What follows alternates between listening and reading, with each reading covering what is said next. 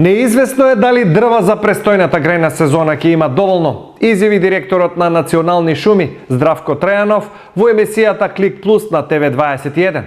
Според Трајанов, 80% од нивните обврски се завршени, но гаранции дека дрва до сите подрачни единици ќе стигнат нема. Ние во моментот имаме испорачено 80% и за краток временски период, уште пред почетокот на грејната сезона, ќе ги завршиме сите наши обврски. Одредена количина на дрво ќе симнеме и во склад за потребите на граѓаните, доколку тековно побарат дрво, онамо кај што го имаме во можност тоа да го направиме во складовите, онамо каде што немаме можности, имаме слабо производство, останува прашање како тие ќе се снабдат, со тоа што морам да кажам дополнително дека дрво во приватните плацови има, меѓутоа со драстично поголеми цени во однос на цената која ние го продаваме дрвото.